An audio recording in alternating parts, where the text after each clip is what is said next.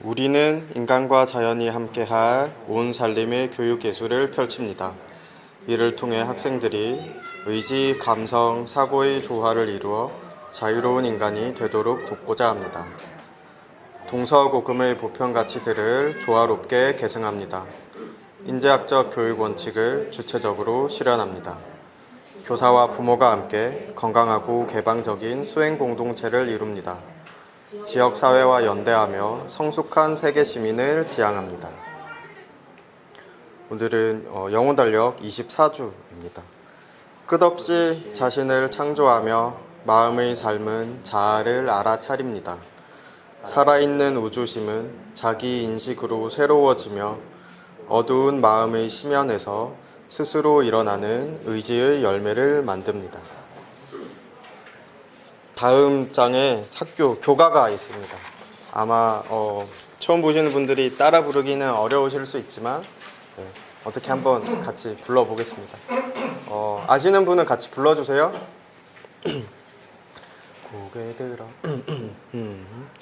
고개 들어 떠가는 구름 넘어 빛나는 태양 비추며 반짝이는 물결 내 마음에 부는 바람 나를 닮은 세계와 세계를 담은 나 더 멀리 저 너머로 더 깊이 내 안으로 아름다운 세상 고귀한 사람 하늘에서 난 신들과 땅의 착한 정령도 자유롭기 위해 배우고 사랑하기 위해 익히며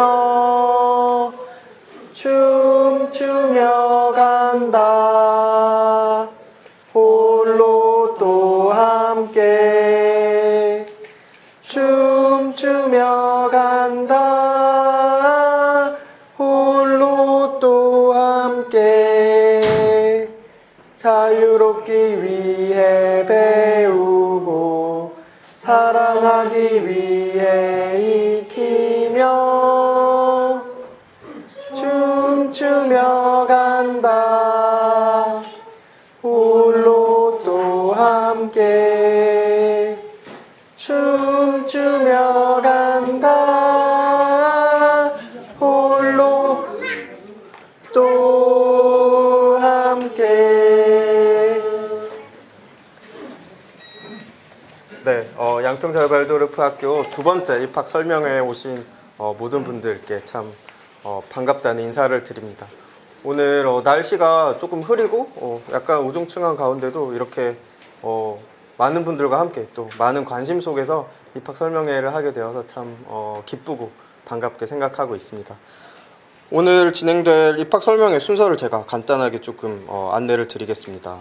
먼저 제가 순서 안내를 드리고 나서 이어지는 순서는 참석자, 저희 학교 관계자들을 소개를 드리도록 하겠습니다. 그리고 나서 교과과정 안내를 박규현 선생님께서 해주실 예정입니다. 30분 정도의 교과과정 안내 다음에는 질의응답을 20분 정도 갖도록 하겠습니다. 그리고 나서 10분간의 짧은 휴식 시간을 갖고 이어지는 순서는 수업 시연과 상급 질의응답입니다. 수업 시연은 초급 과정 1학년 수업의 시연을 저기 1학년 교실에서 보시면 될 것 같습니다. 그리고 상급 과정에 대한 질의응답이 동시에 다른 장소에서 저기 뒤에 있는 7, 8학년 교실에서 상급반 질의응답이 진행될 예정입니다. 그렇게 질의응답 수업 시연과 질의응답을 마치고 나서는 곧바로 여기 이곳에서 다시 모여서 부모 간담회를 가질 예정입니다. 부모 간담회는 저희 학교 부모님들과 좀 더 편하고 자유롭게 대화를 주고받으면서 궁금한 것도 질문하고 할 수 있는 시간입니다. 그리고 오늘은 저기 온라인으로도 여러 가정께서 참석해 주시고 계신데요. 온라인으로는 저기 질의응답까지만 온라인으로 송출될 예정입니다. 그러니까 교과과정 안내 그리고 질의응답까지 온라인으로 송출되겠습니다. 네. 그러면 제가 오늘 진행하면서 제 소개도 안 했네요. 저는 양평자유발도르프학교 3, 4학년 담임이자 대표 교사를 맡고 있는 이영애입니다. 반갑습니다. 그리고 제 옆에 계신 선생님은 양평자유발도르프학교 교장 선생님이자 7, 8학년 담임인 박규현 선생님입니다. 이성우 선생님 나와주시라. 네. 그리고 저기 방희연 선생님, 저희 학교 2학년 담임 선생님인 방혜연 선생님입니다. 들어가시면 돼요. 저희 학교 5, 6학년 담임 선생님인 이성웅 선생님입니다. 그리고 오늘 수업 시연도 해주실 1학년 담임 선생님 조수연 선생님입니다. 그리고 저희 학교에서 방과후를 맡고 있고 또 살림도 맡고 계신 김진숙 선생님입니다. 김학철 선생님.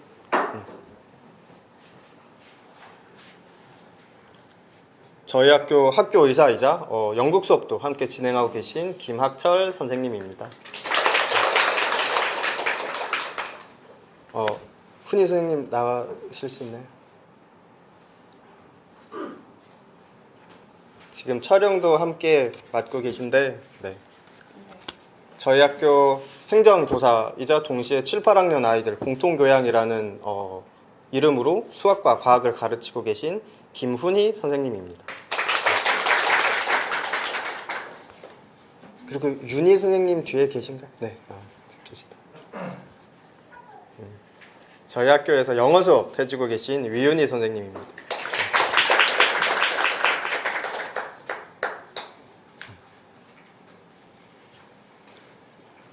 저희 학교 운영위원장이자 요가 수업을 해주고 계신 이미순 선생님입니다.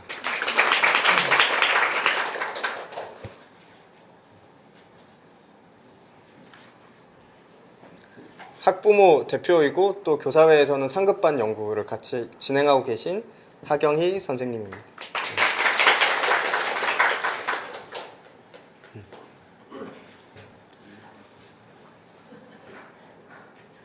그리고 이번에 신입학년 대표로 참여해 주시는 1학년 부모님 성선미 님입니다. 사실 마음 같아서는 여기 오신 모든 분들도 한 분 한 분 사실 좀 소개도 듣고 싶고 이름도 듣고 싶고 하고 싶지만 또 다른 시간이 약간 또 허락하지 않을 것 같아서 바로 교과과정 안내로 이어가도록 하겠습니다. 상급까지 다 얘기해요. 그렇게 하셔도 돼요. 예.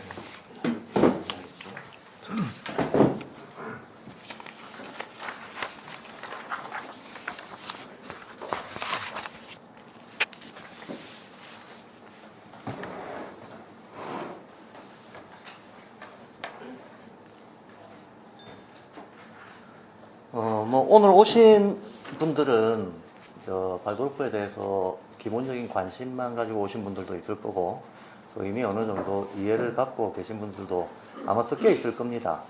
근데 여하튼 입학 설명회 때는 기본적인 발도르프 교육의 어떤 지향이라든가 성격이라든가 이런 부분들을 가장 기본적인 부분이지만 좀 짚어가면서 얘기하는 게 맞을 것 같아서 교과과정 설명 드리면서 이제 기본적인 얘기들도 먼저 찍고 나서 연결해서 상급, 초급 거하고 상급 거하고 연결해서 같이 말씀을 드리겠습니다.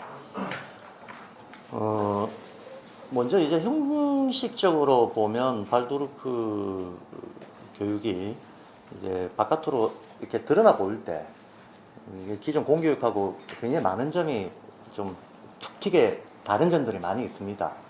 제일 이제 외부에서 봤을 때 발도르프 교육의 특색이라고 할 수 있는 게 에포크 수업 같은 게 있습니다. 이제 발도르프에만 있는 수업이죠. 아침에 아이들이 초급 학년 아이들 1학년부터 8학년까지 아이들을 초급으로 묶고요. 그 다음 9학년부터 12학년까지 아이들을 상급으로 이렇게 두 체계로 묶게 됩니다. 그리고 1학년부터 8학년까지 아이들은 처음에 1학년 때 만났던 담임 선생님을 8학년 졸업할 때까지 담임을 바꾸지 않고 계속 그대로 같이 가는 형식입니다. 그러니까 이것도 굉장히 좀 발도르프의 독특한 형태죠.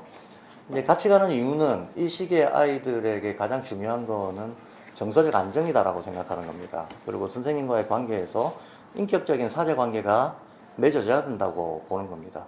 그래서 선생님들이 제2의 부모로서의 역할을 해야 된다고 보기 때문에 중간에 선생님들을 교체하지 않고 담임을 8학년까지 같이 가게 됩니다. 그럼 이 담임 선생님이 진행하는 수업을 보통 이제 주기 집중 수업이라고도 하고 에포크라고도 하는데, 이제 학교 오면 아이들이 100분 정도 꽤 긴 시간이죠. 이제 담임 선생님의 수업 시간을 진행하게 되는데, 에포크 수업의 특징은 특정 주제를 3주 내지 4주 동안 꾸준하게 계속 동일 주제를 가지고 간다는 겁니다. 보통 일반적인 공교육에서 45분, 50분 단위로 잘라서 국영수, 물화생지를 기계적으로 배치를 해두죠. 그거 이제 로테이션을 시킵니다.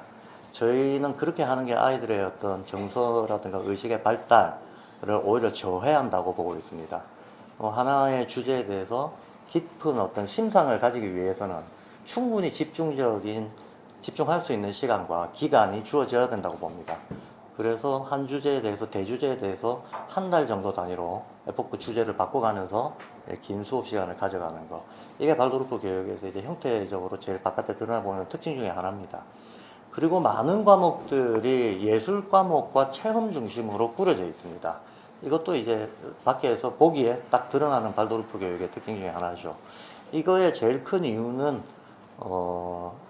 아이들이 8살부터 14살에 이르는, 즉 초급 학년에 이르는 이 시기 때 아이들한테 우리가 흔히 유치원 아이들한테 있어서 이제는 국민적으로 어느 정도 공감대가 형성이 된 것 같은데, 유치원 아이들한테 있어서 가장 좋은 교육은 뭔가? 유치원 나이 때까지, 7살 때까지 제일 좋은 교육은 놀이가 교육이다. 놀이와 학습이 따로 가는 게 아니고 놀이가 가장 좋은 학습이다 라는 게 이제는 좀 많이 사회적으로 공감이 된 것 같아요. 그러면 학교에 들어와서 1학년부터 8학년에 이르는 이 나이 대 아이들한테의 초점은 뭔가? 이때 나이는 저희 발도르프 교육의 제일 핵심 중에 하나가 발달 단계에 맞는 교육, 적기 교육이라고 하는 개념입니다. 현재 우리나라의 교육의 제일 큰 문제가 다들 공동으로 인식하고 있다고 생각하는데 조기 교육이죠. 조기 교육. 이 조기 교육이라고 하는 것이 왜 문제가 되는가 하면 발달 단계를 거스르기 때문에 문제가 됩니다. 인간의 성장 발달 과정에서 감성이다 혹은 이성이다 혹은 감각이다 하는 이 중요한 인간을 구성하는 그런 여러 요소들이, 핵심적인 요소들이 각각이 집중적으로 발달하는 나이대가 있다는 거죠. 그 나이대에 맞게끔 그 특정 능력이 발달할 때 그 능력을 복돋아주는 게 교육의 가장 기본 전제가 돼줘야 되는데, 우리 조기 교육은 소위 입시 이제 점수 경쟁 이런 것들에 매몰이 돼가지고 좀 더 빨리, 좀 더 많이, 좀 더 경쟁적으로 진행을 하다 보니까 발달 단계하고 안 맞으니까, 안 맞다 보면 동기부여가 안 되고, 동기부여가 안 되다 보면 학습 노동이 돼버리고, 학습 노동이 되다 보면 여러 가지 심리적인 어떤 왜곡이 일어나게 되고, 그 결과를 우리는 사회적으로 지금 보고 있습니다. 그래서 이제 우리 교육이 여러 가지 문제가 있지만 제일 큰 문제가 조기교육 문화라고 하는 거, 이런 거는 뭐 국민적 공감대가 있는 것 같아요. 이거의 반대 개념이 적기 교육인 거죠. 그 발달 단계, 그 나이 때 맞는 교육을 해준다. 이게 기본이다 라고 하는 겁니다. 그래서 저희는 사춘기 이전의 아이들은 일생 동안 가지고 나갈 감성적인 지수가 집중적으로 발달할 때라고 보는 겁니다.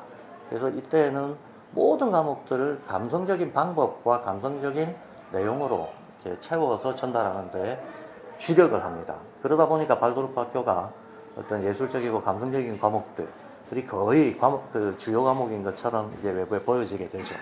근데 그렇다고 해서 저희가 가장 기초적인 어떤 학습 기초에 대해 가지고 손을 놓고 있는 것은 전혀 아닙니다. 나중에 이를테면 수학을 한다, 수학도 해야 돼요. 언어도 해야 되고 외국어도 해야 되고. 다만 이 수학이 됐든 외국어가 됐든 뭐가 됐든지 간에 접근 방법 자체가 감성적이라야 된다라고 하는 게 이제 초점이 있는 겁니다.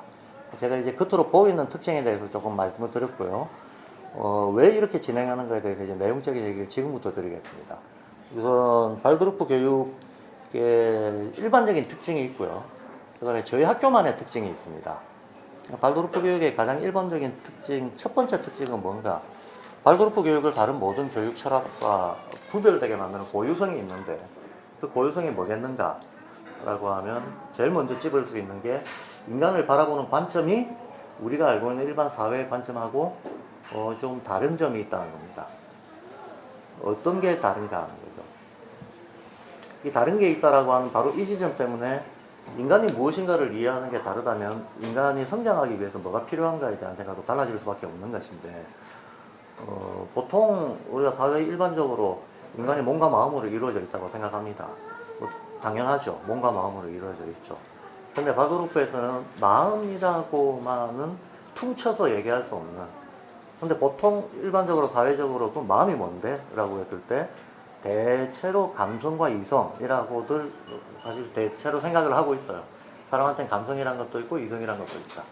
교육이라고 하는 것은 이 감성과 이성을 성인의 수준까지 키워내는 것, 그게 교육이다, 이렇게들 생각을 하고 있다는 거죠. 근데 저희는 감성 이성 말고 인간이 타고난 또 하나의 어떤 본질적인 능력이 있다라고 보는 겁니다. 영성이 있다고 봅니다. 영성. 이 대목에서 이제 잘 이해를 해야 되는 게, 이 영성이라고 하는 용어를 보통은 지금까지 뭐 종교적인 관념으로, 어떤 종교적인 개념으로 사회에서 많이 유통이 되고 있었죠. 근데 발도르프 교육에서 말하는 영성이라고 하는 거는 특정한 신앙이나 종교하고 아무 상관이 없습니다. 그런 의미의 의식 상태를 얘기하는 게 아니고, 지성이라고 하는 거는 사물을 논리적으로 이해하는 능력이죠. 근데 감성이라고 하는 건 뭐 심정적으로 이해하는 능력일 테고, 근데 영성이라고 하는 건 그걸 모두 뛰어넘어서 더 큰 세계와 자기 어떤 실존적인 주체성, 통합을 시켜낼 수 있는 능력이라고 저희는 보는 겁니다. 그러니까 조금 더 넓게 세계와 자신을 통합시켜낼 수 있는 사고력, 그런 의미에서 인간이 가질 수 있는 최고의 어떤 의식 상태, 이런 걸 영성이라고 이 교육적으로는 그렇게 정의를 하는 겁니다. 그럼 실천적으로 보자면 생활 현실에서 영적인 사람이라고 하는 게 도대체 어떤 사람인가 라고 했을 때 도덕적이고 주체적인 인간상을 얘기하는 겁니다. 우리가 보통 전인교육이다라고 했을 때 그 최고의 목표는 주체적 도덕적 인간상이다라고 하는 거죠. 근데 주체적이 되려면 자신감이 있어야 되고, 자신감이 되려면 자기 정체성 이해가 확실해야 되고, 자기 정체성 이해가 확실하려면 자기가 알고 있는 어떤 안들이 세계와 자기 어떤 생활 현실과의 어떤 연결 같은 것들이 늘 실감이 나고 있어야 되고, 많은 것들이 뒷받침이 돼야 된다는 거죠. 근데 우리의 어떤 배우고 가르치는 과정들은 오히려 이걸 끊어내는 방식으로 지금까지 배우고 가르치고 있다는 거예요. 어떤 지식을 가르칠 때 실존적 의미를 자기 삶과의 통합성을 알려주는 게 아니고 뚝뚝 떼어낸 단편 기능적 지식으로 전달을 하고 있다는 거예요. 예. 사계절의 변화가 인간의 심신과 무슨 관련이 있는가?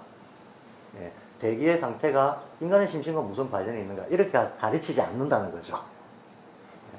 발도르프는 그렇게 자기 주변에 하루하루 잠자고 꿈꾸고 깨어나서 활동하는 모든 인간들의 어떤 이 생활 전반을 세계의 전체적인 어떤 자기가 배우게 될 암과 연결해서 통합해서 이해하는 그 방향성을 지향한다는 의미에서 영성이라고 얘기를 하는 것이다.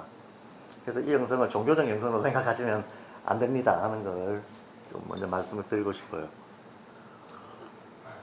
그럼 발도르프 교육이라고 하는 건 교육이 모든 것을 사람에게 해줄 수는 없습니다. 게다가 지금까지의 교육에서 저희가 발도르프하고 기존 교육이 크게 또 다른 점, 첫 번째 영성을 우리는 있다고 본다. 그렇다면 교육에서도 이 영성을 예배해 줘야 된다라는 거고, 두 번째 방법적으로 지금까지의 교육은 사회에서 어떤 표준적인 지식을 만들어 놓고 아이들한테 이걸 밀어넣는 걸 교육이라고 생각을 해요. 근데 저희는 전혀 그렇게 생각하지 않습니다. 아이들은 스스로 잘한다.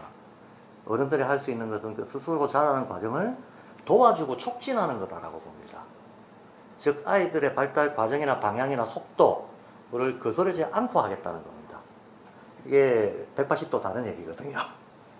180도 다른 얘기라서 아이들의 자연스러운 발달 과정을 촉진하고 돕는 것이 교육이지, 사회 표준화된 지식을 밀어넣는 게 교육은 아니다라고 봅니다. 이 철학의 차이는 전면적인 교수 방법의 차이를 가져오게 됩니다. 그래서 이제 그 두 가지가 발도르프가 적기 교육을 지향한다, 영성이 있다고 생각한다, 또 아이들의 안에서 어떤 자발적인 동기부여를 바탕으로 교육하려고 한다. 이게 발도르프 교육이 지향하는 가장 큰 특징이다라고 말씀드릴 수가 있습니다. 그러면 교육이 사실 모든 걸 다 해줄 수는 없고 건강한 성인이 되기 위한 준비 과정인데 이성이라든가 영성이라든가 이런 고도의 인간적인 능력들은 사실은 청소년기 때 완성되는 게 아니고 다만 평생을 통해서 계속 성장해 나갈 기초 체력을 만들어주는 게 교육의 할 일이다 라고 보는 거죠. 그래서 중요한 몇 가지 관점에서 이제 발도르프 교육이 기성에 우리가 알고 있던 기존의 교육관념들하고는 그런 점에서 고유한 차이점이 있다 이런 말씀을 드리고요. 그래서 발도르프 교육은 이게 나타나는 게 인간한테는 타고난 의지력도 있고 그 다음에 이성 감성의 능력도 있고 금방 말씀드린 것 같이 온 세계와 나와의 연관성을 통합적으로 이해하고 어떤 주체적 도덕적 인간이 되고 싶어하는 이것도 인간의 깊은 본능이라고 보고 있어요.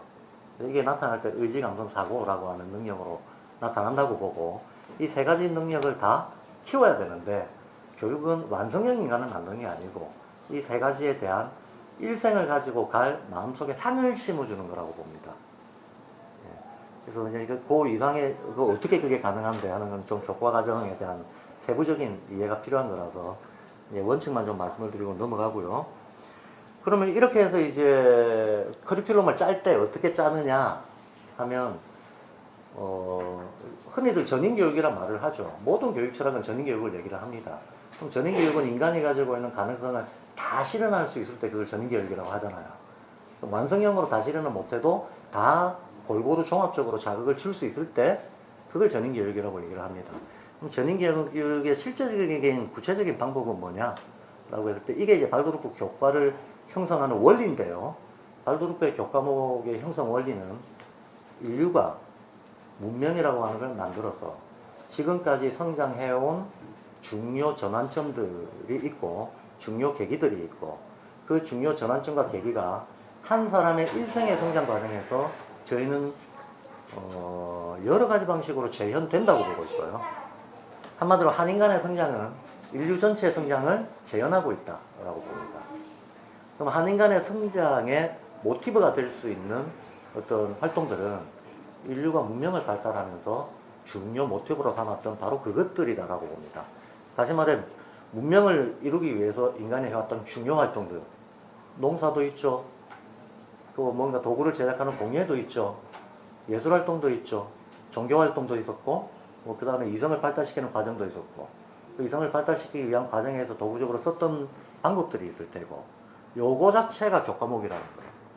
이것들을 압축해서 아이들이 체험할 수 있고 학습할 수 있는 형태로 자극을 주는 거. 이게 발도르프 교과의 구성 원리입니다. 그래서 요컨대 한마디로 말하자면 인류 발달사를 압축해서 재현한다. 인류 발달사의 중요 계기점들을 압축 재현하는 것이 발도르프의 교과다. 그럼 압축 재현할 때 마치 뭐 원시 시대가 있다. 그럼 초기 농경 시대가 있다. 이건 한 인간의 발달 과정에 비유할 수가 있는 거죠. 초기 농경 시대가 있다. 그러면 한 8살, 9살, 10살 정도 되는 아이들. 그 다음에 어떤 뭐 종교나 철학이 발달했던 시기가 있다. 그러면 요거는 한 10살부터 언어에 대한 이해를 바탕으로 의식의 언어에 영향을 받아서 급속하게 변해가는 이런 과정들. 이건 한 10살 이후부터 한 12살까지 집중적으로 이루어지겠네.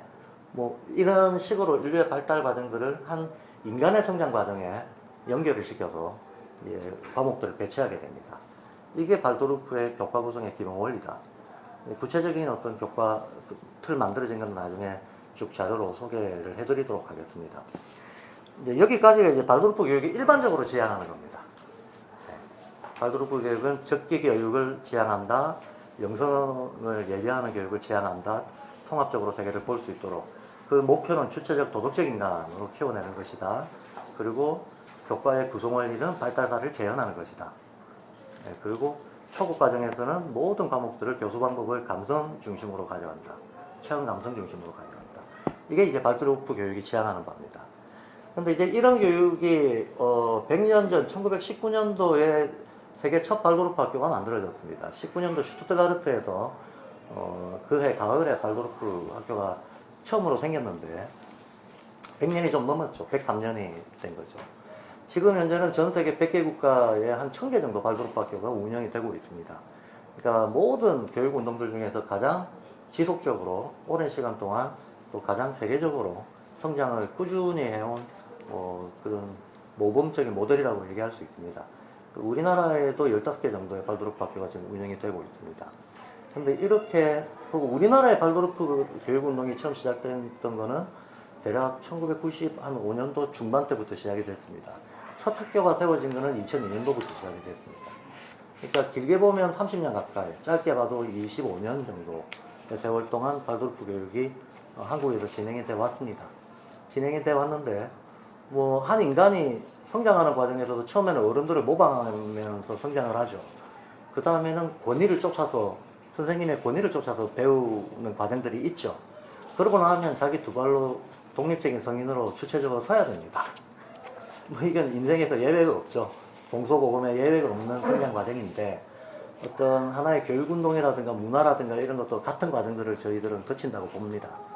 그래서 이를테면 사람의 나이에다가 비유를 하자면 한 발도르프 교육운동이 한 20대 중반 정도 됐다고 보면 성인이 될 나이가 됐다라는 거죠. 성인이 될 나이가 됐다는 것은 자기 주체성을 가지고 자기의 어떤 실존적 필요에 맞게끔 이거를 실천할 수 있는 그런 내면의식이 발달해야 된다는 걸 의미하는 것이기도 합니다. 그래서 이게 그럼 교육에 적용을 했을 때는 어떤 과제로 나타나는가? 저희는 지금 우리나라의 모든 발도르프 교육운동의 공통적인 과제가 주체적인 현지화를 얼마나 이루어내는가에 있다라고 봅니다. 발도르프 교육은 독일에서 시작이 됐습니다. 발도르프라는 말은 어떤 의미가 있는 말이 아닙니다. 담배공장 브랜드 이름입니다. 그 발도르프 담배공장의 사장님께서 에밀 몰트라는 분이 첫 발도르프 학교에 전면적인 헌신과 기여를 해서 학교가 만들어졌기 때문에 그걸 기려서 발도르프 학교라고 한 겁니다. 이제 실제로는 발도르프 학교라고 하는 걸 루돌프 슈타이너라고 하는 사상가의 인지학이라고 하는 철학을 바탕으로 만들어진 거예요. 그러니까 내용적으로 보자면 발도르프 학교가 아니고 인지학 학교인 거죠. 인지학에 기초한 교육, 인지학에 기초한 교육을 펴가는 학교다라고 정의를 하는 것이 오히려 내용적으로 맞겠다라는 겁니다.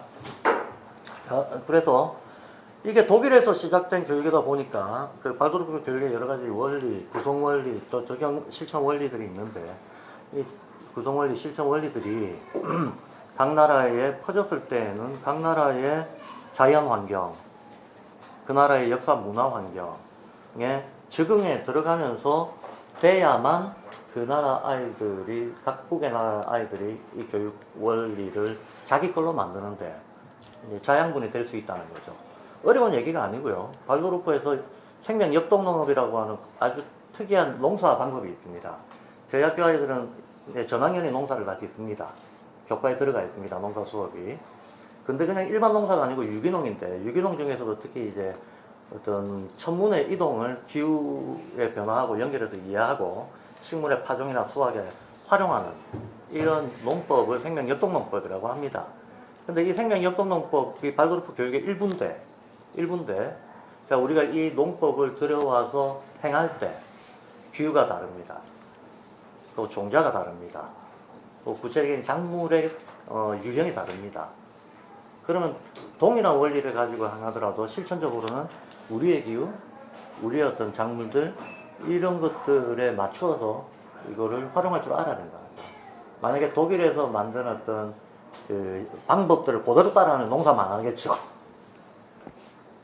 그게 아무리 좋은 방법이라 하더라도 농사가 망합니다. 이걸 현지화라고 저희들은 이해한다는 겁니다. 발도르프에서는 당연히 모든 교육에서 가장 기초는 언어 교육이에요. 근데 우리 아이들은 한국인이지 독일인이 아니죠. 그래서 예컨대 독일인이 언어를 배우는 방식이 있습니다.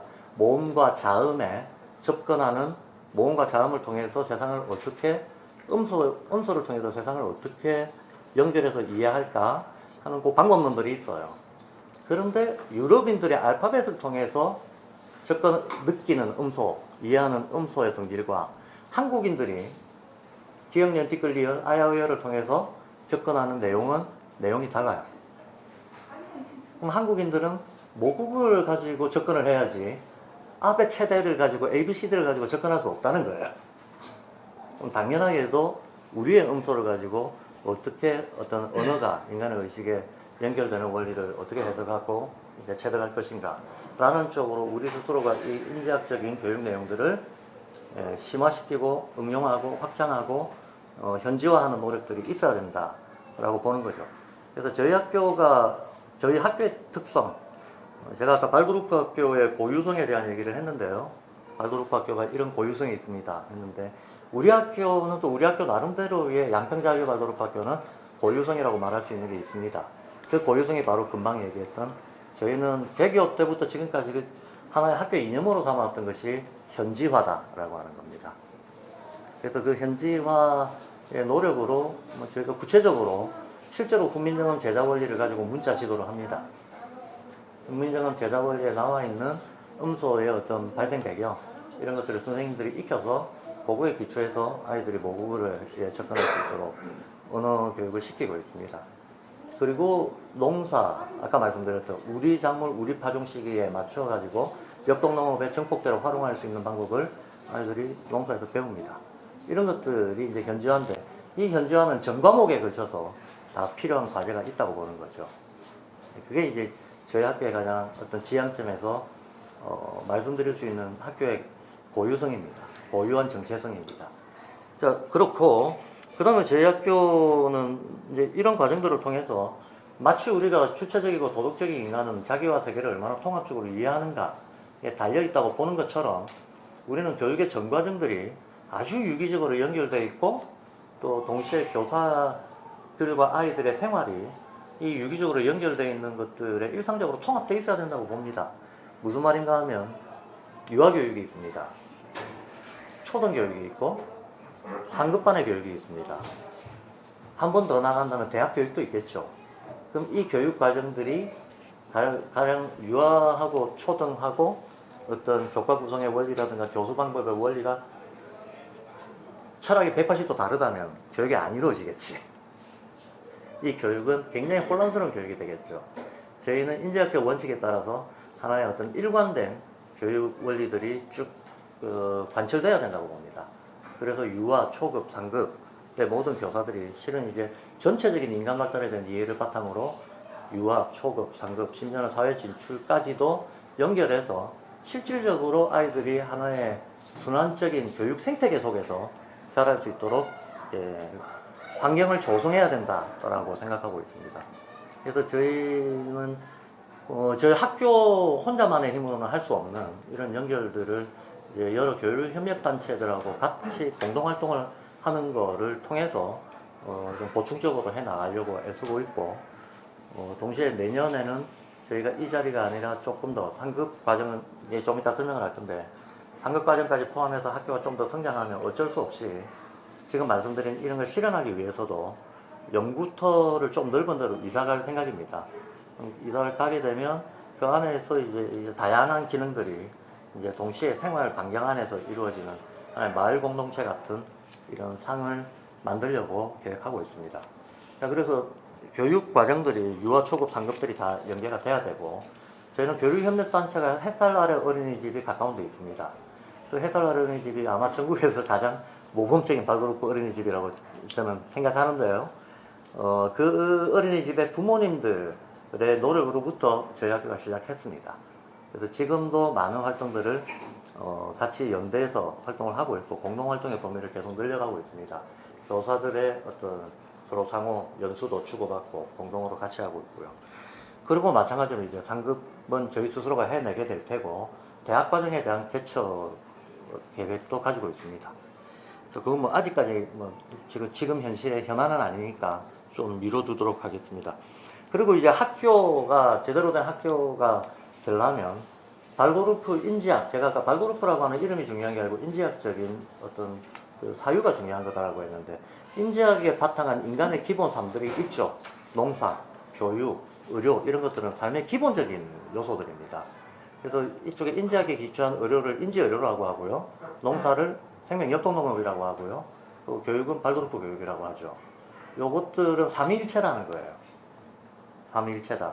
그래서 저희는 실질적으로 저희 내부에서 이 세 가지가 통합될 수 있는 것을 추구하기 때문에 학교의사가 있는 학교는 저희 학교가 유일합니다. 왜 학교의사를 두고 있는가 하면, 실은 인지학에 기초한 어떤 정신적이고 영적인 의료를 우리 스스로 개척해 보겠다는 의지가 있어서 학교에서를 두고 있는 겁니다. 그리고 생명역동농을 보시다시피 앞에 있는 조금 뭐 크지는 않지만 한 몇백 평 되는 이 텃밭이 저희들이 역동농업을 일상적으로 실천하는 장이고 이게 이제 생활에 배이도록 하겠다라고 하는 생각을 가지고 있는 거죠. 그리고 이제 이런 활동들을 해 나가는 데 있어서 해설아래 어린이집 말씀을 드렸지만 이 자료집에 보면 촛불농장, 생명역동농업을 전업적으로 하고 있는 농장입니다. 그리고 벗이 사는 숲, 지금 저희 학교 의사 선생님께서 학교 의사 선생님이 운영하고 있는 병원입니다. 그다음에 옥수수 인형극단, 이 지역에 이제 발도르프 인형극단입니다. 나스슐레, 발도르프 특수 학교입니다. 이런 많은 어떤 교류 협력 단체들하고 같은 지향을 가지고 저희가 생각하고 있는 통합적인 어떤 삶의 양식을 토탈로 종합적으로 계속 성장시켜 나간다라고 하는 게 저희 학교에 아마 상을 전달해 드리는 수 있는 제일 좋은 어떤 그림인 것 같습니다. 여기까지가 이제 제가 교과 과정에 대한 설명이고요. 상급에 대한 얘기를 짤막하게 말씀을 드리고 마치도록 하겠습니다. 지금 뭐 상급의 아이들이 해당 사항에 있는 분들도 있고 없는 분들도 있을 텐데요. 조금 더 구체적인 언급은 자료집에 그 내용 참조하시고 질의응답할 때 구체적인 얘기를 하도록 하고요. 전체적인 큰 상에 대해서 말씀드리겠습니다. 발도르프 상급이 현재 발도르프 학교들도 여러 학교가 상급을 운영하고 있습니다만 모두들 어려워하고 있습니다. 어려워하고 있고 현실적인 어려움을 느끼는 게 우리나라의 교육은 전부 이게 입시 때문에 왜곡되는 게 많다 보니까 이제 발도르프 학교를 보내줄 때 대학을 가야 되냐 말아야 되냐 이런 문제들도 굉장히 내부적으로는 고민이 되는 영역입니다. 만약에 이제 한국 교육의 입시 구조가 너무 병폐가 심해서 이런 것들은 우리가 받아들이지 않겠다라고 생각한다면 대안은 뭐냐? 그 대안을 그러면 대안적인 어떤 사회 진출을 학교가 구체적으로 준비할 수 있냐 없냐, 해야 되냐 말아야 되냐 이런 것들이 이제 많은 대안학교와 발도르프 학교가 가지고 있는 고민이라는 거예요. 그 지점에 있어서 저희는 뭐 여러 가지 내적인 숙고 과정들을 거쳤고 나름대로 저희 원칙을 가지고 있습니다. 저는 일단 대학을 포함한 모든 사회 진출은 열려 있고 학교는 어떤 사회 진출이더라도 학생에게 필요하고 요청이 있다면 지원한다라고 하는 원칙을 가지고 있습니다. 예. 검정고시도 저희는 허용한다. 대학의 진학도 그거를 깊이 대상으로 삼을 문제가 아니다. 단지 우리의 교육과정은 우리 고유의 과제가 있는 것이고 우리의 교육과정은 그거에 집중하는 걸 기본 원칙으로 하는 거다라고 하는 게 두 개가 양립할 수 없는 게 아니고 양립할 수 있다라고 저희는 봅니다. 그래서 그리고 많은 분들이 이제 발도르프 학교나 대안학교에 가는 학습 능력이 떨어지는 거 아닌가라는 걱정들을 하시는데요. 이와 관련해서 약간 팔불출 같은 사례를 하나 말씀드리고 제가 지금 맡고 있는 아이들이 중학교 1학년 나이 때의 아이들입니다. 근데 이 아이들이 얼마 전에 초등학교 검정고시를 다 봤어요. 저희 반 아이들이 5명인데 5명 다 봤습니다. 근데 저희는 검정고시 공부를 따로 시킨 적이 없습니다. 근데 저는 다 가볍게 통과했습니다. 그리고 아이들이 이제 한번 제도 시험이라고 하는 거를 한번 이렇게 겪고 나니까 호기심이 생겨서 중학 검정고시도 한번 볼까? 그리고 집에서 그냥 자가 테스트를 한 학생이 있었어요. 참고로 이 학생은 저희 반 학생이 5명인데 5명 중에 4등과 5등을 왔다 갔다 하는 학생. 나이가 조금 어리기도 하고. 근데 이 학생이 재미로 본 중학교 검정고시도 언어, 과학 두 과목을 봤다고 하는데 두 과목 다 패스, 그러니까 합격선을 훌쩍 넘었습니다. 근데 저희는 검정고시 과목을 가르친 적이 없습니다. 어떻게 이런 일이 벌어지느냐? 사실은 교육의 가장 기본적인 것을 정석대로 제대로 하면 아이들의 학습 능력은 우리가 어른들이 상상하는 것 이상으로 자발적으로 커간다라고 하는 것을 저는 잘 알고 있고 믿고 있다라는 겁니다. 그거는 고등학교 과정도 마찬가지다라는 겁니다. 그 나이에 적합한 의식 어떤 발달들을 이루어 나간다면 아이들은 필요하다면 어떤 지식이든지 자기 거로 만들 수 있다.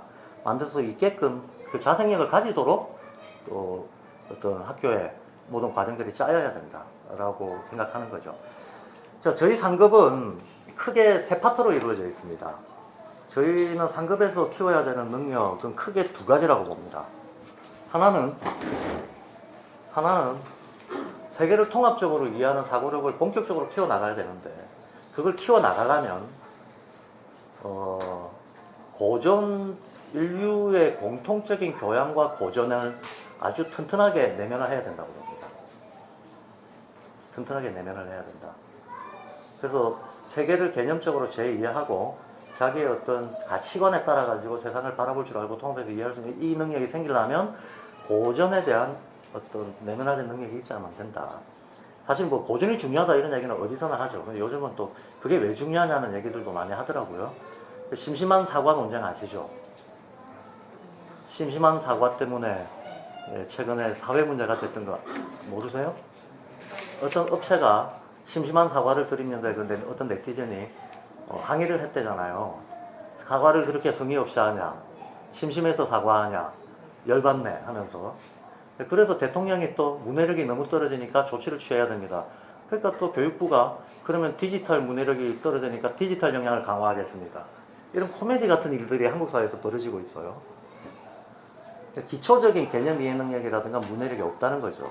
우리 한국 문화가 성인이 되면 될수록 문해력이 계속 떨어진다라고 하는 게 사회 문제가 되고 있다는 건 여기저기서 문제가 이미 되고 있습니다. 이미 이 문제가 드러나고 있습니다. 한마디로 소통 능력이 계속 떨어지는 겁니다. 소통 능력이 떨어진다는 건 여러 가지 사회 문제를 불러일으킵니다. 그리고 인간이 자기 스스로의 개발, 발달, 자기 발달이라고 하는 게 문해력이 떨어지면 멈춰버리게 되어 있습니다. 멈춰버리게 되고 평생을 통해서 성장해야 될 인간이 그 가능성이 차단당하게 되어 있다라고 저희는 봅니다. 근데 이러지 않으려면 두 가지가 중요하다고 보는데, 하나는 인류 공통의 보편가치, 고전과 교양, 이거에 대한 튼튼한 이해가 있어야 된다. 또 하나는 이게 어거지로 집어넣어진 지식이 아니고 정말 자발적인 동기와 어떤 열정에 의해서 자기께 된 거라야 된다. 즉 자발성하고 어떤 보편 가치에 대한 이해, 이 두 축이라고 봐요. 그래서 저희 상급이 크게 세 개로 나눠지는데요. 세 개로 나눠지는데, 하나는 고전, 저희는 이걸 에센스 클래식이라고 합니다. 그러니까 고전들 중에서도 핵심적인 것들. 또 영역은 종교, 철학, 역사, 사회, 수학, 과학, 언어, 문예, 이렇게 이 영역들이 중요한 영역이라고 보고, 이 영역들에 대한 에센스 고전들을 아이들이 소화하는 과정을 상급 에포크로 잡고 있습니다. 그 커리큘럼은 지금 요 자료에 제시가 되어 있어서 보시면 됩니다. 이게 이제 상급 담임이 해나가는 에포크 시간의 내용입니다. 그리고 이와 함께 또 다른 한 축이 있습니다. 이 축이 저희 상급반의 또 하나의 핵심인데요. 아이들이 스스로 자기 학습을 설계해서 진행하는 프로젝트 수업입니다.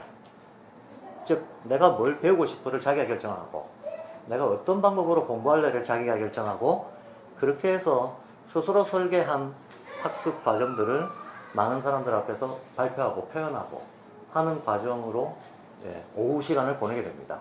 이게 프로젝트 수업입니다.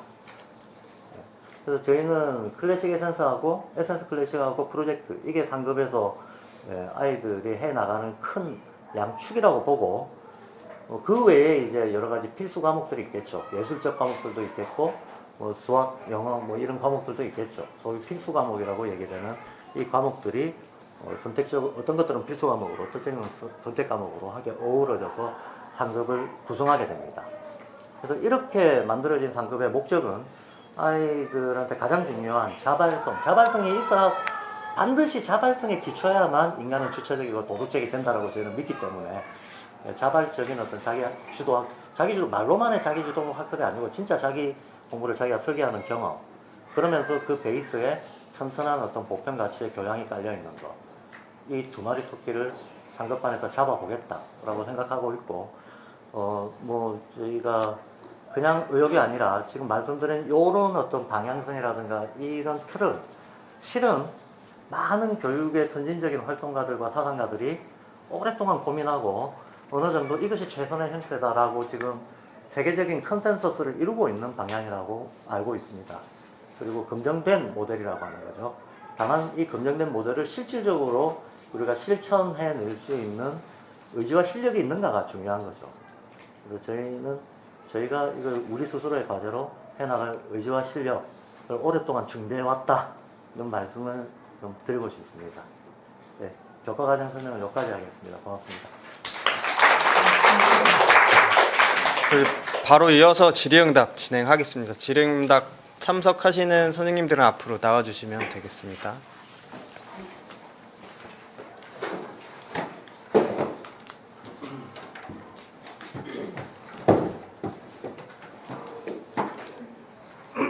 제가 시간 좀 오버했죠? 조금.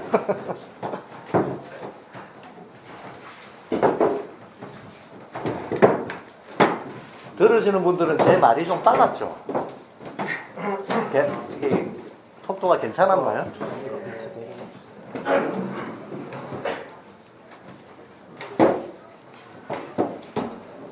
뭐 중원부원 안 하려고 애는 쓰는데 양이 많다 보니까 항상 시간이 좀 넘어가요. 제가 아파질까요? 키가 크셔서 뒤에 가셔야 돼요. 그러니까 저 앉은 키가 작아요. 아 그래요? 앉은 키 좀.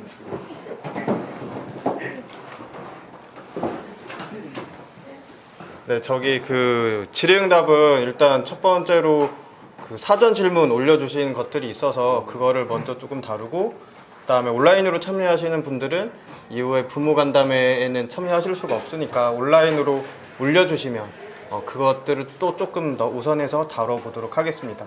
그러니까 그 말씀은 저기 온라인으로 참여하시는 분들도 카톡방에 올려주시면 네, 저희가 그것에 대해서 지금 대답을 해드리면 될 것 같습니다. 여기 오신 분들은 아까 다 소개했으니까 따로 소개할 필요는 없을 것 같네요. 저기 먼저 올려주셨던 사전 질문부터 한번 이야기해 보겠습니다. 아주 중요한 질문들이 있는데, 첫 번째 담임이 결정되어 있나요? 담임에 대한 1학년 담임에 대한 질문입니다. 박현 쌤이 말씀해 주실 게 있을까요? 저희 학교는 교사를 이렇게 선발할 때 자체 교사 양성 프로그램을 가지고 있습니다.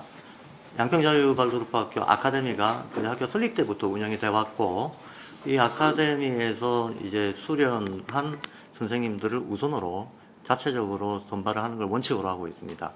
그래서 다른 학교하고는 달리 안정적으로 뭐 담임이 됐던 교과가 됐던 우리 자체 양성 프로그램을 통해서, 양성 과정을 통해서 교사 수급을 하고 있는 입장이라서, 결론부터 말씀드리면 내년 담임은 결정되어 있습니다. 결정되어 있는데, 담임에 대한 준비나 담임에 대한 어떤 여러 가지 절차적 과정들이 있기 때문에 항상 내년 담임에 대한 발표는 그해 마지막 설명회 때 합니다. 예. 그리고 그 외에도 입학 인원, 그 다음에 일과 수업 내용, 비용, 부모의 참여 및 수준에 대한 질문을 주셨어요. 그런데 이 내용들이 입학 인원, 일과 수업 내용, 비용은 안내 자료집에 있는 것 같습니다. 그래서 아마 잘 보셨을 수 있을 것 같고요. 그리고 부모의 참여 및 수준에 대해서도 사실 뒤에 있는 많이 받는 질문 거기에 모아놨지만 아마 그 텍스트 이상으로 사실 궁금하실 수도 있으니까 이거는 부모 대표님이 한번 말씀해 주시면 좋겠습니다. 부모들의 참여가 있습니다. 있으시고, 그리고 그것이 다른 일반 공교육이나 이런 데에 비해서는 많을 수 있고요. 그런데 제가 저희 부모님들한테 가끔 드리는 말씀인데, 뭐 스노보드를 좋아하신다고 생각을 하신다면은 스노보드를 타러 가면은 돈 내고 차를 운전을 해가지고 되게 힘들고 지친 몸으로 돌아오시면서 되게 기쁨을 느끼시니까 그걸 하시는 거잖아요. 그런데 학교에 나와서 하는 일은 저희도 돈 내고 힘들게 일을 하고 지친 몸으로 집에 돌아가지만 학교가 남고 내가 쓴 애만큼 저희 아이들에게 그런 영향이 가서 훌륭하게 자라는 행복한 가정이 남습니다. 저는 이렇게 말씀을 드립니다. 그래서 이게 힘든 일이라고 생각을 한다면은 한없이 힘들지만은 취미 활동 하시는 것처럼 여기 나와서 대화를 나누시고 일을 같이 하면서 내 아이가 다니는 공간에 애정을 쏟아주시는 것이 일이라면 일이지만은 또 굉장히 좋은 취미 생활이 되실 수 있다고 생각을 하고요. 그리고 일은 저희는 기본적으로 일에는 기본 원칙이 자발성입니다. 아까도 계속 자발성 말씀하셨지만 학교에서 하는 부모님의 일들도 자발성입니다. 저 같은 경우에도 저는 지금은 현재는 직장을 지금 나가고 있기 때문에 잘 평일에는 거의 학교에 학부모 회장임에도 불구하고 참여를 하지 못합니다. 하지만 제가 2년 전에 그 코로나 처음 시작했을 때 휴직을 하고 있어서 그때는 거의 제가 학교에 학교에 있는 일들을 굉장히 많이 했었거든요. 그러니까 자기가 할 수 있는 어떤 그런 시간과 여유가 될 때 충분히 즐기면서 하시고 힘들거나 못하는 상황이 된다면 안 하셔도 됩니다. 그런데 저희는 그래서 안 하실 때 미안해하지 말자. 내가 할 때 누군가는 왜 안 하는지 그것을 만약에 그것이 되게 그런 불편함이 올라온다면 나 역시도 하지 말자. 네, 이렇게 생각을 해서 일을 하고 있고 만약에 어떤 학교에서 어떤 일을 벌였을 때 자발적으로 하는 사람이 없다라고 하면은 그 일은 저희 학교가 아직 할 수 있는 일이 아니기 때문에 못하는 거라고 생각을 합니다. 그래서 자발적으로 하실 수 있는 만큼 이제 기쁘게 하실 수 있는 만큼 참여를 하시면 됩니다. 일은 있습니다. 네, 많을 수도 있습니다. 네. 조금 빠뜨린 게 있는 것 같아서요. 뭐요? 아니 지금 물어보실 때는 의무적으로 요구하는 게 뭡니까? 아마 이게 궁금할 것 같아요. 의무적으로 요구하는 거요? 의무는 제가 말씀 좀 드릴게요. 예, 그러세요. 저희가 부모님들한테 의무적으로 요구하는 거는 처음 우리 예. 학교 오신 분들이 1년 동안 교사들하고 똑같이 아카데미 월 세미나에서 공부를 해달라는 겁니다. 1년간 의무적으로 공부를 해달라. 그거는 의무사항입니다. 그 외 모든 학교 활동들은 자발적입니다. 그 말씀을 좀. 네, 또 다른 질문인데요. 사실 또 조금 묵직한 질문인 것 같기도 합니다. 뭐냐면 교사의 복지와 처우, 또 교사의 초빙 조건, 또는 교사를 좋은 선생님을 모시거나 양성하기 위한 어떤 노력들이 있는가, 이것에 대한 질문입니다. 네, 제가 답할까요? 박경 선생님? 제가 할까요? 네? 저는 이게 사전 질문이라서 사실 먼저 받아봤었는데 저는 이 초빙이라는 단어가 사실은 좀 낯설다고 느꼈어요. 왜냐면 물론 사전적 의미야 뭐 다른 이제 넓게 쓰지만 저희는 좋은 선생님을 바깥에서 잘 찾아서 모셔온다라는 개념보다는 저희와 학교와 함께 성장해 간다. 좀 더 이렇게 느끼고 있습니다. 그래서 아까 박기현 선생님께서 설명을 하셨지만 저희는 학교가 생기기 전부터 아카데미가 있었어요. 그리고 아카데미로부터 시작을 하기도 했고 또 그 전에는 햇살 아래 어린이집의 공부 모임에서 시작을 하기도 했죠.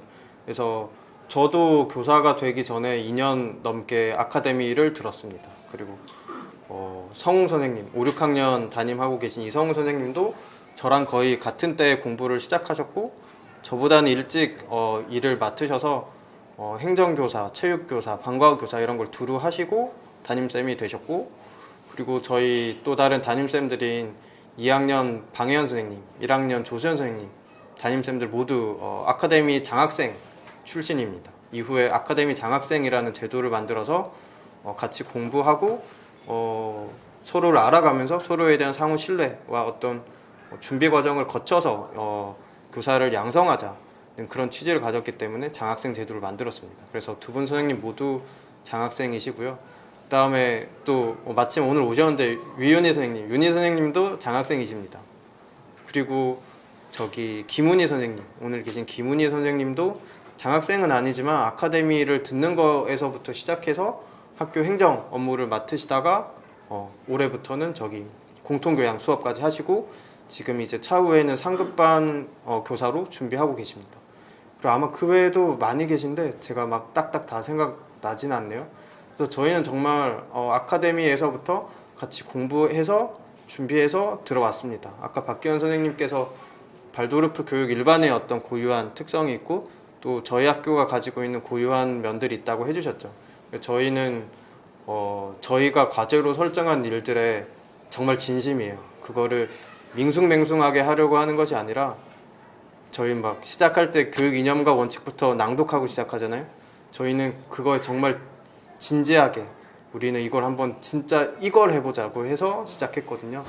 그래서 마찬가지로 선생님들도 아카데미를 통해서 같이 우리가 어떤 걸 해나갈 건가, 그것을 위한 뭐 방법은 뭔가, 이런 걸 진지하게 고민하고 같이 성장해 나가고 있습니다.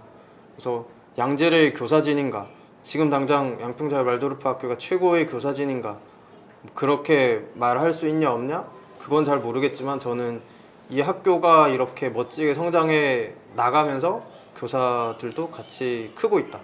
그리고 그 과정이 저는 정말 좋은 것 같아요. 저 역시도 그렇게 성장해 가고 있고, 그래서 그런 말씀을 드리고 싶습니다. 네. 제가 조금 더 붙일게요. 교사 처우 복지 문제는 월급 문제 물어본 거 아닙니까?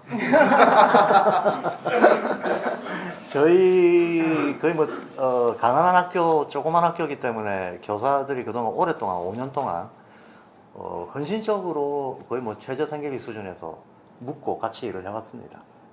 근데 대한교육기관과 관련된 법안이 통과가 됐죠. 통과가 돼서 올해 선정 작업이 지금 이루어지고 있습니다. 저희도 신청을 했고, 이제 이거의 핵심이 어쨌든 어떤 운영비, 특히 이제 교사 인건비에 대한 국가에서의 지원이에요. 그래서 그런 과정들은 제도적으로도 조금 더 대안학교에 대해서 사회적인 배려의 폭이 넓어지고 있는 과정이라고 보고 있고, 저희들은 저희는 사실은 정말 바라는 바는, 저희가 바라는 것 중에 하나가 발도르프 학교가 귀족학교가 돼서는 안 된다고 생각합니다. 그리고 어떤 이 월사금의 이 비용 때문에 이것이 진입 장벽이 돼서 좋은 교육을 못 받는 아이들이 생긴다는 건 마음이 아픈 일이다라고 봅니다. 저희에게 정말 사회적 역량이 있다면 무상교육으로 하고 싶은 교육이 발도르프 교육인 거죠. 근데 아직까지는 저희 사회가 그 정도로 성숙한 건 아니고 각자 주체들이 이제 헤쳐나가야 되는데, 그럼에도 불구하고 저희는 최소한 그 진입 장벽을 높이지 않으면서 저희 스스로가 재정적인 안정을 기하기 위한 여러 가지 계획들을 가지고 있습니다. 그리고 그 중에 하나는 또 제도적 지원이 확장될 거다라고 하는 것에 대한 기대도 있습니다. 그건 그냥 바랍니다 하는 기대가 아니고 사실은 예정되어 있는 것들이죠. 그래서 이런 과정들을 통해서 지금까지는 사실 교사 복지 내지는 교사 처우에 대해서 구조적으로 업그레이드를 시켜나갈 어떤 계획들을 잡기는 힘들었습니다. 학교가 5년 차거든요. 근데 이제부터는 이제 매해, 금년부터도 이미 시작됐지만 계속 교사들의 어떤 처우를 실질적으로 교육에 집중할 수 있는 그런 정상적인 게 나올 수 있도록 마련하려고 준비하고 계획하고 진행하고 있습니다. 저는 이 얘기도 덧붙이고 싶은데요. 사실 발도르프 교사를 하겠다고 마음 먹을 때 내가 이 일을 통해서 돈을 엄청 많이 벌 수 있을 거야, 이렇게 생각하지는 않습니다. 그렇지만 생각하는 거는 어떤 아름다운 교육을 아이들과 같이 실현하고 싶다, 이런 마음을 가지고 시작하는 일인 거죠. 그래서 제가 생각할 때 발도르프 학교 최고의 교사 복지 및 처우는 그 선생님이 자신의 뜻을 펼쳐갈 수 있도록 정말로 지원하는 것, 그리고 같이 성장하는 것, 그것이라고 생각합니다. 그리고 그 점에서는 저는 좋다. 월급은 아직은 적다. 그렇지만 늘릴 거지만, 그런 얘기는 드리고 싶습니다. 전적으로 지지합니다, 선생님. 네. 부모님들이 또 항상 이렇게 지지해주고, 그래서 학교가 빠르게 잘 성장하고 있는 것 같습니다.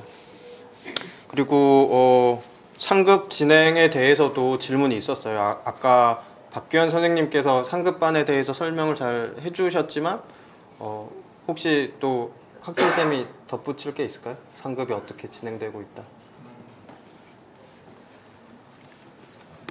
네, 아까 박규현 선생님이 설명해 주신 부분은 상급이 크게 두 축으로 이루어져 있다. 하나는 에센스 클래식, 그 다음에 프로젝트 수업인데, 생각나는 대로 얘기하면은 일단 에센스 클래식을 또 다른 식으로 표현하면은 이렇게도 말할 수 있을 것 같아요.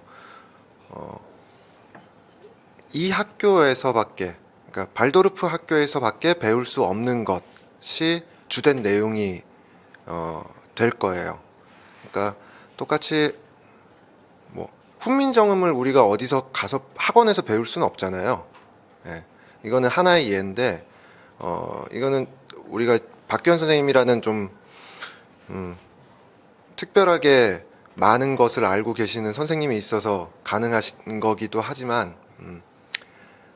정말 다양한 고전들을 그 고전들의 내용 속에 일맥상통하게 흐르고 있는 어떤 보편적인 진리를 끄집어내서 가르치는 것, 그게 이제 에센스 클래식의 핵심이고요.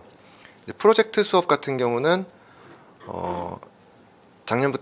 내년부터는 제가 맡아서 할 계획인데, 이거는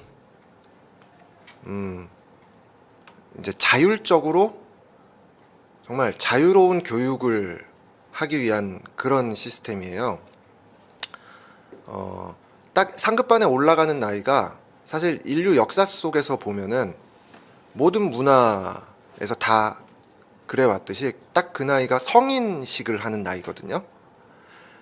이 성인이 된다라는 것, 그것이 갖는 의미는 이제까지는 내가 부족하기 때문에, 미성숙하기 때문에 어른의 지도에 의해서 살아왔다면은 이제부터는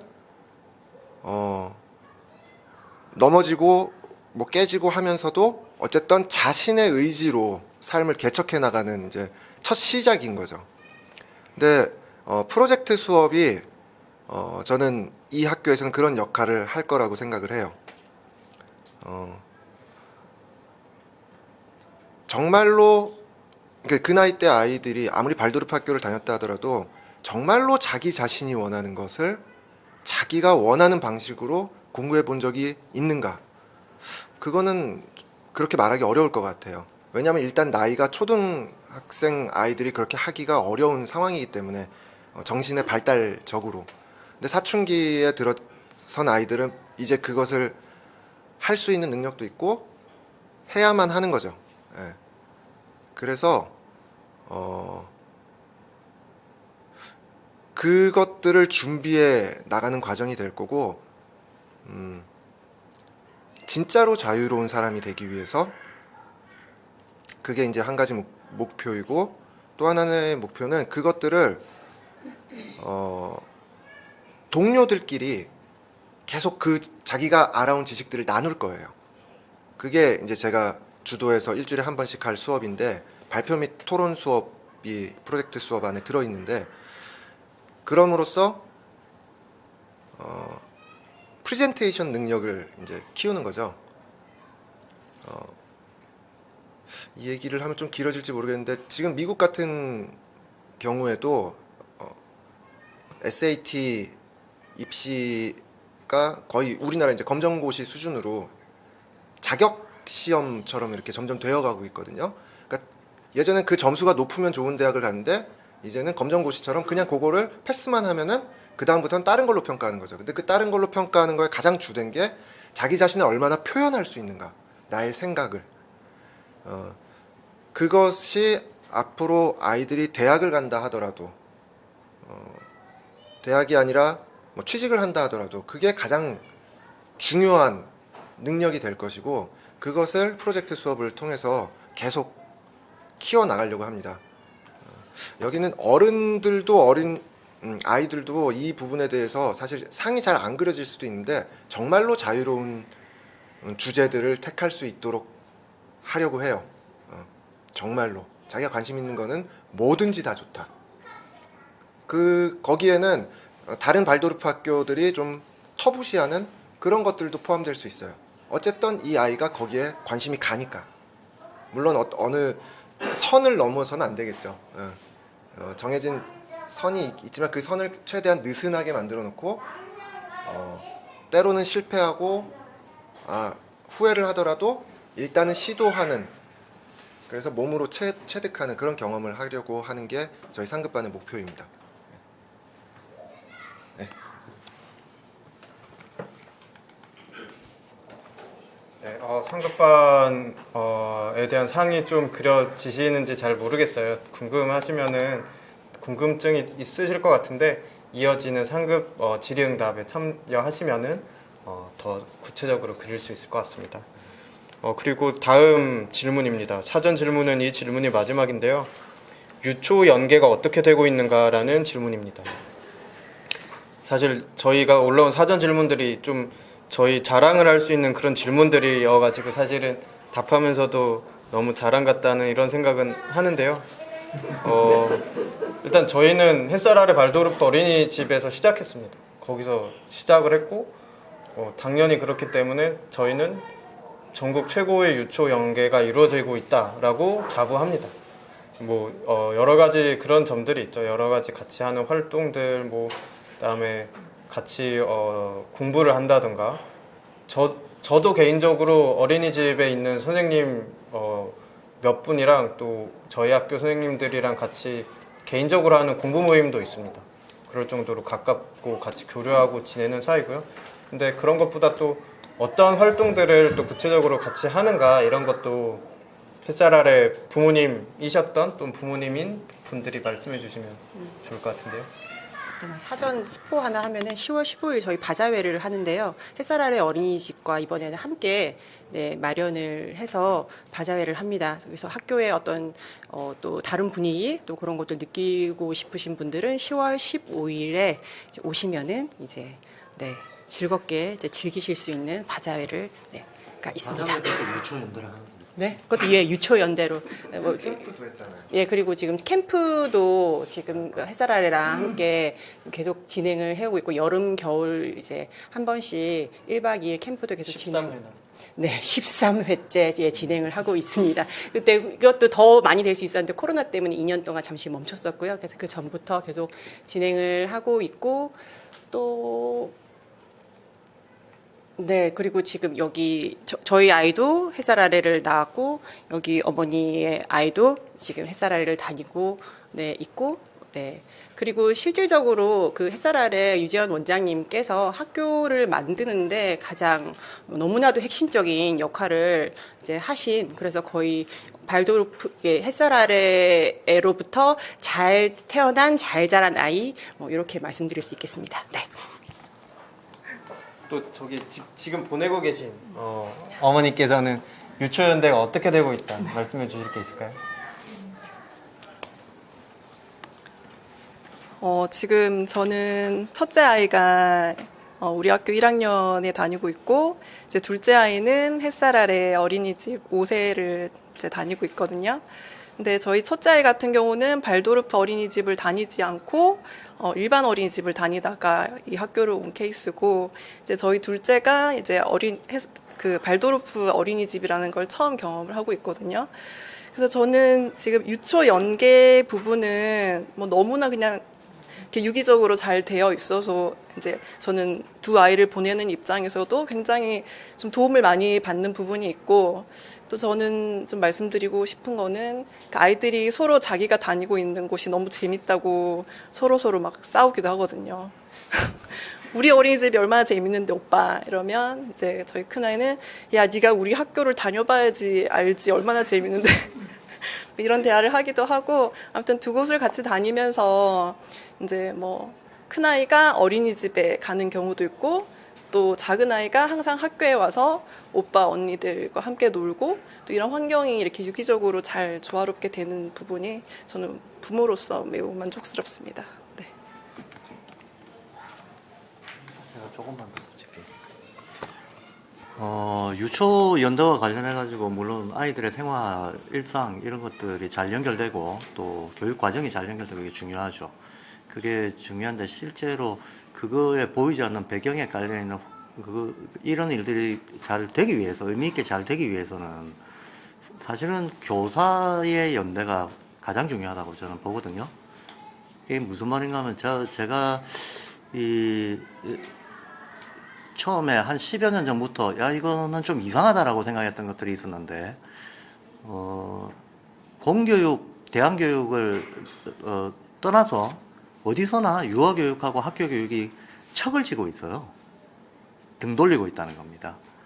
서로가 서로를 좀 도외시하면서 오히려 연결을 안 하려고 한다는 거죠. 각자의 독자성만 강조하고. 예. 근데 이게 발도르프에서는 어떻게 나타나나 하면 이를테면 내가 맞는 아이가 7살이니까 나는 청소년 아이들은 몰라도 돼. 이렇게 나타난다는 거예요. 또 거꾸로 상급반 교사는 내가 상급 아이들 사춘기 아이들 다루는데 사춘기 아이들 만나는데 내가 유아를 알아서 뭐해 이렇게 나타난다는 거예요. 네, 실제 유초 연대가 되는 튼튼한 어떤 인식적인 바탕은 내가 맡고 있는 아이들이 누구라 할지라도 발도르프 교사라면 인지학이라고 하는 것 자체가 인간에 대한 지혜라는 뜻이거든요. 인지가. 예, 무슨 인식을 말하는 게 아니고 예, 인간에 대한 지혜를 다루는 학문인데 인간 전체에 대한 이해가 없이 인간의 특정 단계만 똑 떼워서 이해한다. 이거 자체가 실은 우리가 알고 있던 어떤 근대의 분리분석적인 알미다. 기능적인 알미다라고 보는 거죠. 그래서 유초연대가 된다는 것은 한편으로는 교사들한테 있어서는 교사들이 어떤 인간에 대한 전체적인 시각 이런 것들을 너무나 당연하게 같이 갖추는 바탕 위에서 교육이 유기적으로 역할 분담되는 거다. 이게 이루어져야 된다. 근데 한국 발도르프 협동조합이라고 주로 유아교육 기관들이 100개 정도 들어가 있는 협동조합이 있습니다. 예, 협동조합이 있는데 해사라는 어린이집이 그 조합의 지금 중심적인 역할을 하고 있습니다. 저 역시도 이제 그 조합의 활동을 통해서 또 이 학교 활동으로 이어지게 된 경우인데요. 전 세계 발도르프 학교의 교사들이 다 같이 보는 그 공동 텍스트 중에 대표적인 게 이제 보편인지학이라고 하는 책이 있습니다. 모든 교사들이 보는 겁니다. 근데 우리나라 발도르프계에서는 유아 과정에 있는 교사들은 뭐 이거 볼 필요 없다는 식의 그런 분위기들이 만연했었어요. 만연했었는데 발도르프 협동조합에서는 그 보편인지학에 대한 해설 강의가 얼마 전에 완강이 됐습니다. 1강부터 15강까지. 그게 처음 있는 일입니다. 그리고 물론 우리 학교 아카데미에서도 보편인지학에 대한 강의가 완강이 됐습니다. 이게 이 말씀을 드리는 이유는 양쪽으로 다 필요한 어떤 공통 기초를 우리는 확보해 가고 있다는 말씀을 또 가야 된다라는 말씀을 드리고 싶은 거예요. 네, 질의응답은 일단 아쉽지만 이것으로 마무리하고 간담회, 부모 간담회와 또 상급 질의응답을 통해서 더 이야기 나누면 될 것 같습니다. 지금부터 10분간 쉬는 시간을 갖고 10시 55분에 저기 1학년 교실에서 초급 수업 시연 그리고 뒤에 있는 7, 8학년 교실에서 상급 질의응답을 하겠습니다. 쉬는 시간 동안 뒤에 차려진 다과 드시면 되고 여기에 2학년 교실에 아이들 작업물 전시해 놨거든요. 너무 예쁘니까 꼭 한번 보시면 되겠습니다. 10분 뒤에 다시 만나겠습니다.